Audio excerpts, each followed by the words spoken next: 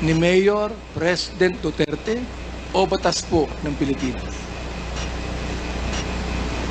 Sir,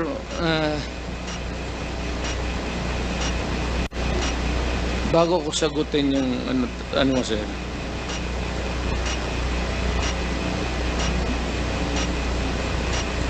kung may kasalanan man ako,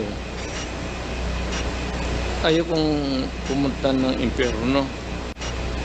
Salamat po. Pastor ko man, sir, tulungan Pero, mo na lang ako. Mr. Chair, hindi po ito confessional. Ano po? Ito po ay quadcom hearing. Pagdasal, well, of course, you have a dual, ipagdasal mo na lang rin ako, sir, kasi alam mo man talaga na Mr. President, trabaho lang yan. bago niyo po sabihin yan, pinagdadasal ko po kayo. Salamat. Totoo po yan. Totoo po yan. Hindi po dasal na Ama namin, ha? Hindi po dasal na Our Father. Ito po ay dasal coming from the heart. Salamat, Tulad sir. ng aking nabanggit sa inyo kanina, coming from the heart. Opo, ngayon. I would disagree with you on holding back. I'd like to make a motion that we put Ms. Paterna in contempt of this committee until such time that she tells us the truth about the corporation. So I move, Mr. Chair. Ito, nung kinomtempt ka namin, sapagkat naalala mo yung anak mo, ito, napatay yung anak niya. Sumisigaw ka pa, sinasabi mo dito, ha? Okay. Hindi ako nagagalit sa'yo. Dynamic lang ako. Ano ang gusto mong sabihin? Now, lie under your teeth. Tell us. You're denying it, am I right? May I be clarified? You are denying it, am I right? Yes or no?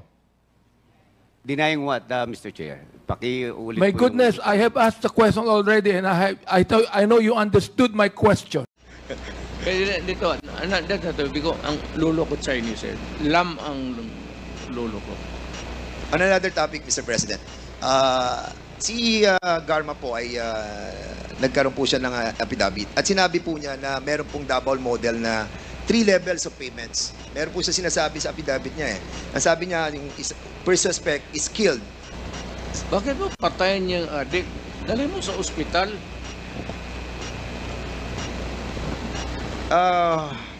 It's common sense. Ang polisiya po ng ating pong gobyerno, ng gobyerno niyo, Hindi po. Hindi mo siya nakakausap for 5 years? Hindi po. Alam mo, nagsisinungaling talaga tong batang to eh. Mr. Chair, And I believe that may kalalagyan ka rito, Baterna. Maniwala ka sa akin because you've been there for so many years. Mr. Chair, Alam namin na meron kang alam. So be honest. Mr. Chair, Going to that, Mr. President. Yeah. Say, Anyway, nung Mr. President, sinabi po niya na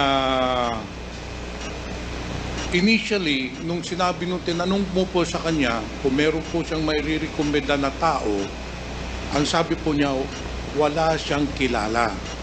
But eventually, yung paragraph 10, however, I recalled my upperclassman Edelberto Leonardo, who was handling the CIDG group.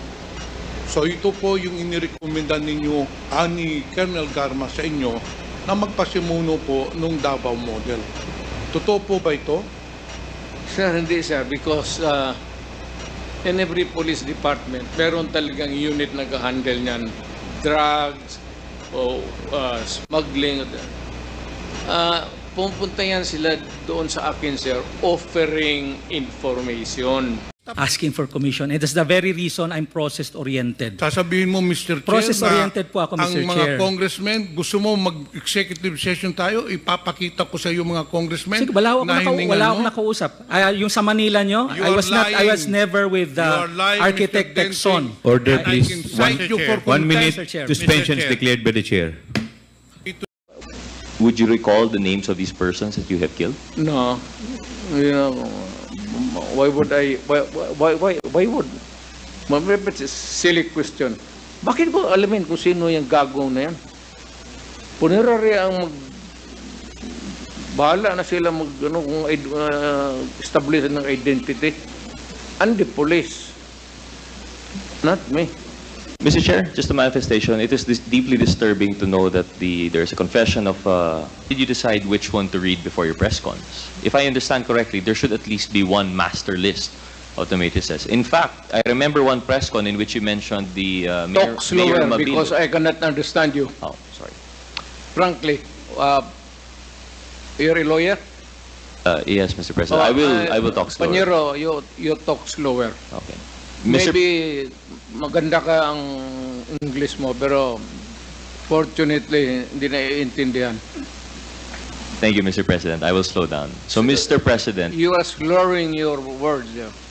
Mr. I will President, follow. If that answered the question that you're answering, then maybe I could hear you right.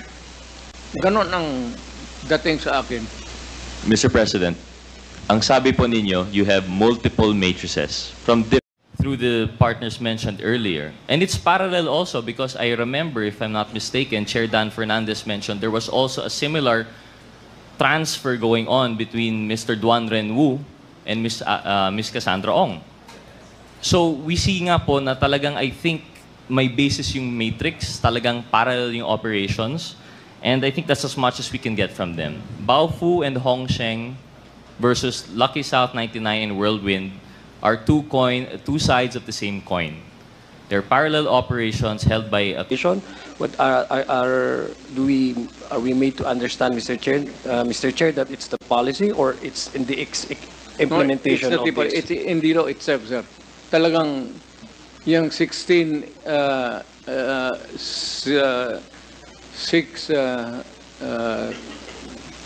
periods of detention very insufficient, sir, at this time. Because yung revised penal code, sir, was can rob and as fast as they can in a jiffy and this yung mabagal. Wala masyadong sakyan. If I may humbly request the former president not to address this representation na sir, I'm not comfortable with that. Okay lang po sa akin na congressman, but just to... Your honor na lang, sir. Thank you po. Please continue po, Mr. President, with the response. And you were saying about the outmodeled na po or outdated na po ang ating... Nagbayad lang po ako at nag-present para sa Lucky South 99. Ayun yung problema. Pero po, okay lang po magsalita po? Yeah, tapos pero po, hindi po ako, wala po akong kinalaman. Mr. Chair, I'm sorry. We cannot allow this kind of attitude from Ms. Ong. Allow the members to finish their question, okay? Masyado kang pa-cute eh. Hindi po, pasensya na rin po. So let it be a reminder to you, Ms. Cassie, na patapusin mo munang magtanong ang ating mga membro bago ka sumagot. Okay po, pasensya na po. Please proceed, And address the chair, Mr. Chair. Ask her, direct her to address the chair. And address the chair. Na pagsasagot ka, address the chair bago ka sumagot. Okay? Okay po. Okay. Thank you. Kanina pa po, Mr. President, na babanggit itong pag bumunot, barilin. Tama po ba yun? Oh. Hindi po ba pwede, Mr. President, yung i-disable na lang kaysa patayin? Yung bang barilin na muna sa paa? Sa braso? Bakit kailangan patayin? Pag bumunot yung tao na yung kriminal sa harap mo, or even if not a criminal o nakalasing lang, pagka bumunot yung baril, sir, papunta yung baril sa direksyon mo, you are in... Sige lang kayo, sira ng plato dyan, maubusan tayo dito. Alam mo, sir, pagka nakatutok yan sa katawan mo, sir, that's the end of you. Okay. No, I'm just curious. Self-defense. Yes. Thank you very much, former President. I'll make it short because I want to go home also. Mr. President, a while ago, Senator Trillanes presented some bank accounts on the screen, And because of that, you stated that you are willing to sign a waiver. Tama po ba yung pagkarinig ko, Mr. President? Yes. Yes, sir. Thank you. I would like also to inform you, Mr. President, that kung namang problema po kayo doon sa pamasahe po ninyo, pagpunta sa hearing na ito, I have told the chairman na pwede namang yung gobyerno ang mag-spend para sa inyo. Salamat, Under sir. our rules, Mr. President. That would be hindi naman great, but that would be saving. 3 pamalengke yan, 4. Yes, Mr. President. Totoo rin po ba yung pagkarinig ko kanina, Mr. President, that you would volunteer to go to the ICC and have yourself be investigated? Yes, sir. Provided the funds will be... Yes, sir. Baka magkatotoo po yun, Mr. President. May magbibigay na pera eh. Sir, mas mabuti yan sir, makapasyal ako. Wala man talaga sila makuha sa akin. Thank you, Mr. President. Now, narinig ko po kanina na doon sa pagtatanong na isang kasamahan ko na you wouldn't want to be judged by white persons. You would rather want to be judged by Filipinos, your fellow Filipinos. Yes, sir. Hindi ko...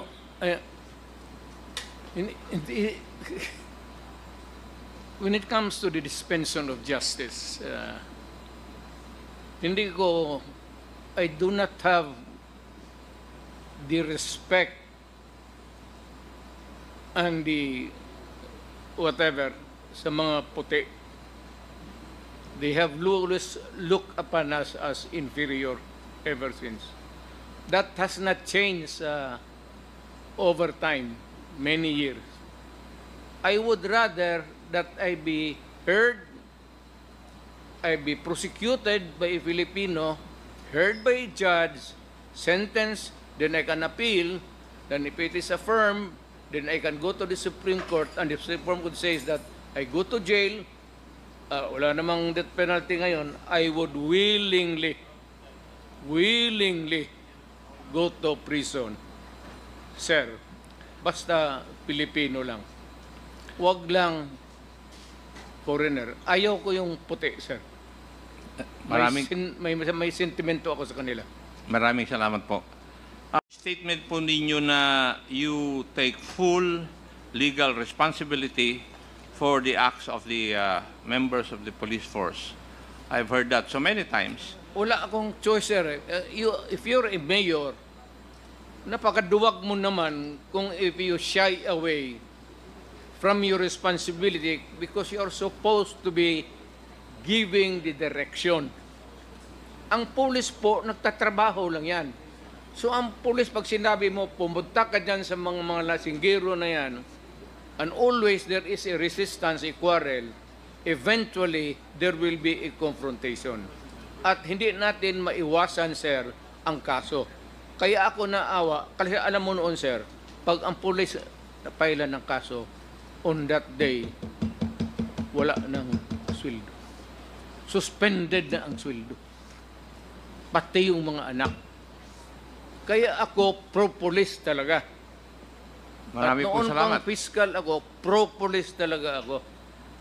Yung pong statement nyo kasi, itinuturo rin doon sa academy eh.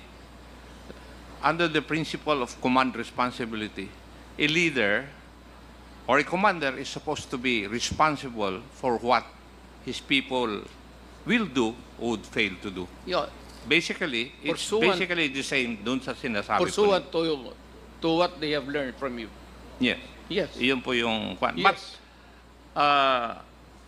tinuturo din po sa amin sa academy na kung ganun po ang sabi ng commander, the commander is responsible, pero ang responsibility lang niya for those legal acts to be committed by the members of his unit.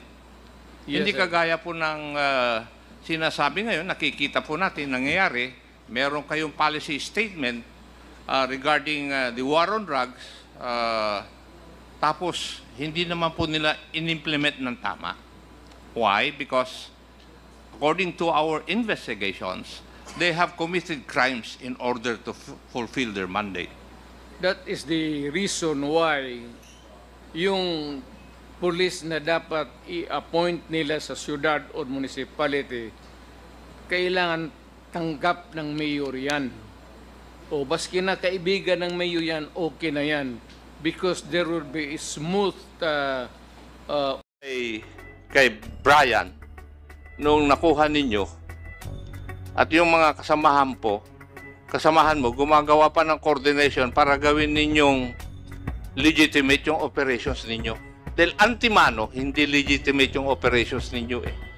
Ikaw naman, Iha. Ikaw ang chief of police. Yes, Your Honor. Doon sa mga sagot mo, ang ibig lang sabihin, hindi mo alam kung anong nangyayari doon sa command mo. Di ba? Na-impound yung sasakyan, hindi mo alam. Nailabas yung sasakyan, hindi mo alam. Nagamit sa krimen yung sasakyan, hindi mo alam. Ano ang hindi mo pa alam? Hanamagan. Anong klase kang hepe?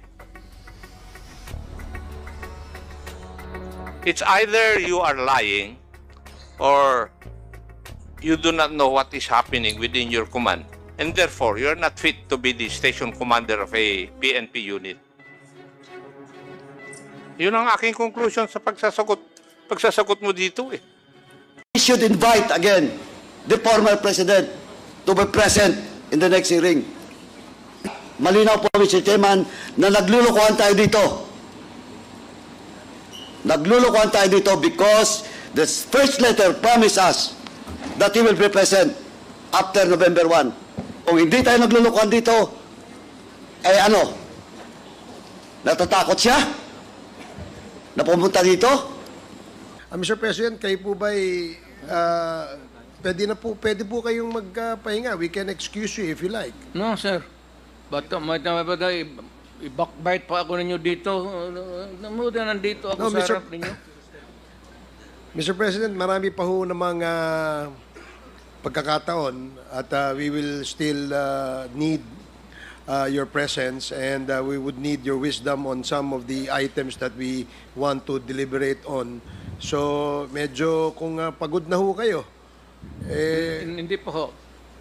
Sir, Hindi kayo pagod.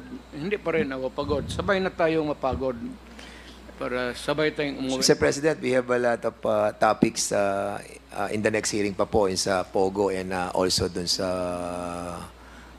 public accounts. So, Interesado rin ako, sir. I'm not ignorante ako dyan, pero I'd like to learn.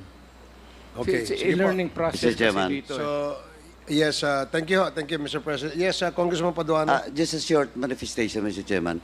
Anyway, Mr. Chairman, this hearing today supposedly was postponed, no? For November 2021. Now, this is just a short notice for everyone, and that includes the members of this committee. Kaya nga, marami ring wala. And we post for this hearing today because of the presence of the former president. And we take it the opportunity to have him. Now, we have to continue the hearing on the next schedule, Mr. Chairman. Kasi alam mo, for example, we have some documents that we need for the next hearing that address to the former president, particularly the statements that was made and the presentation that was made by former Senator Trillanes. We don't have in today's hearing because of short notice former Colonel Espinido with regards to war on drugs. We don't have in today's hearing because of short notice Police Colonel Grijaldo and other police officers. We don't have today former Mayor Mabilog and all other resource persons supposedly that were invited for the next hearing and that is scheduled for November 21. And I hope the former president and the resource person understands, no? And well, in fact, this is not only the Quadcom that we are working. Well, in fact, in just this week, I have 2 hearings with my own committee. And I know everyone has a lot of hearings being done every week. That's why I hope that the for President and the resource person will understand the situation of this committee and the short notice that was given to the members and the resource person for today's hearing, Mr. Chairman. Sir, Thank you, Mr. Chairman. Thank you, Congressman Paduano. I was once a member of this August body. Naintindihan ko, sir. Thank you, thank you. Nandito Thank you, lang ako. thank you, at Mr. your President, for service. understanding. Thank you po. Thank you, Mr. President. Magkasabay po tayo noong 1998 sa 11th Yes, sir. Congress. Mr. Chair. Yes, Congressman Adjong. Yeah, Mr. Chair. May I